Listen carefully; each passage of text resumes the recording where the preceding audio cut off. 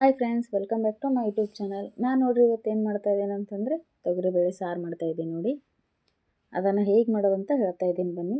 ನಾನಿಲ್ಲಿ ನೋಡಿ ಮೊದಲಿಗೆ ಈರುಳ್ಳಿ, ಟೊಮೊಟೊ, ಕರಿಬೇವು, ಕೊತ್ತಂಬರಿಯನ್ನು ತೊಗೊಂಡಿದ್ದೀನಿ. ಹಾಗೆ ಬೇಳೆಯನ್ನು ತೊಗೊಂಡಿದ್ದೀನಿ. ಬೇಳೆ ನೋಡ್ರಿ ಮೊದಲಿಗೆ ನಾವು ಕುದಿಸ್ಕೋಬೇಕು. ಒಂದು ಬಾಟ್ಲ ಬೇಳೆಗೆ ನಾನಿಲ್ಲಿ 2 ಗ್ಲಾಸ್ ನೀರನ್ನು ಹಾಕ್ಕೊಳ್ತಾ ಇದ್ದೀನಿ. 2 ಗ್ಲಾಸ್ ನೀರನ್ನು ಹಾಕ್ಕೊಂಡು ಟೊಮೊಟೊವನ್ನು ಹಾಕ್ಕೊಳ್ತಾ ಇದ್ದೀನಿ. ಹಾಗೆ ಸ್ವಲ್ಪ ಕೊತ್ತಂಬರಿಯನ್ನು ಸಹ ಹಾಕ್ಕೊಳ್ತಾ ಇದ್ದೀನಿ. ಅದಾದಮೇಲೆ ಅದಕ್ಕೆ ಸ್ವಲ್ಪನೇ ಎಣ್ಣೆಯನ್ನು ಹಾಕ್ಕೊಳ್ತಾ ಇದ್ದೀನಿ. ಎಣ್ಣೆಯನ್ನು ಹಾಕ್ಕೊಂಡು ಅದನ್ನು ಮುಚ್ಚಿ 2 ವಿಸಿಲು ಅಥವಾ 3 ವಿಸಿಲನ್ನು ಮಾಡ್ಕೋಬೇಕು ನೋಡಿ.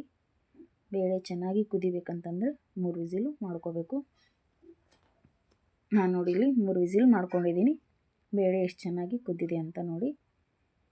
ಇದನ್ನು ನೋಡಿ ನಾನು ಎತ್ತಿಟ್ಕೊಳ್ತಾ ಇದ್ದೀನಿ. ಇದನ್ನು ಪಾಣೆ ಹೇಗೆ ಹಾಕೋದು ಅಂತ ಹೇಳ್ತಾ ಇದ್ದೀನಿ ಬನ್ನಿ. ಮೊದಲಿಗೆ ನೋಡಿ ನಾನೊಂದು ಪಾತ್ರೆ ಇಟ್ಕೊಂಡಿದ್ದೀನಿ. ಅದರಲ್ಲಿ ಸ್ವಲ್ಪ ಎಣ್ಣೆಯನ್ನು ಹಾಕ್ಕೊಂಡಿದ್ದೀನಿ. ಅದಕ್ಕೆ ಸ್ವಲ್ಪ ಜೀರಿಗೆ, ಸಾಸಿವೆಯನ್ನು ಸಹ ಹಾಕ್ಕೊಂಡಿದ್ದೀನಿ. ಅದಾದಮೇಲೆ ಅದಕ್ಕೆ ಈರುಳ್ಳಿಯನ್ನು ಹಾಕ್ಕೊಳ್ತಾ ಇದ್ದೀನಿ.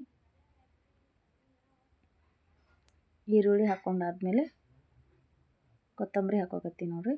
ಹಾಗೆ ಸ್ವಲ್ಪ ಅರಿಶಿಣವನ್ನು ಹಾಕ್ಕೊಳ್ತಾ ಇದ್ದೀನಿ.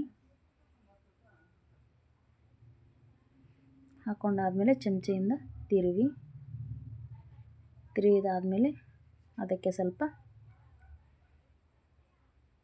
ರೋಸ್ಟ್ ಆದಮೇಲೆ ನಾನೀಗ ಖಾರವನ್ನು ಹಾಕ್ಕೊಳ್ತಾ ಇದ್ದೀನಿ ನೋಡಿ. ಖಾರವನ್ನು ಹಾಕ್ಕೊಂಡಾದ್ಮೇಲೆ ಮತ್ತೆ ಚೆನ್ನಾಗಿ ಮಿಕ್ಸ್ ಮಾಡ್ಕೊಳ್ಳಿ. ಈಗ ಸ್ವಲ್ಪ ರುಚಿಗೆ ತಕ್ಕಷ್ಟು ಉಪ್ಪನ್ನು ಹಾಕ್ಕೊಳ್ತಾ ಇದ್ದೀನಿ.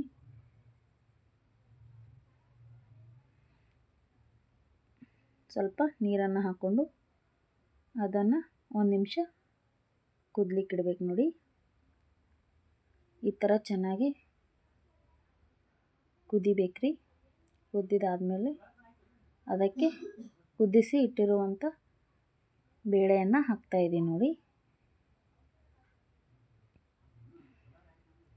ಬೇಳೆಯನ್ನು ಹಾಕ್ಕೊಂಡು ಚೆನ್ನಾಗಿ ಮಿಕ್ಸ್ ಮಾಡ್ಕೋಬೇಕು. ಎಲ್ಲವನ್ನು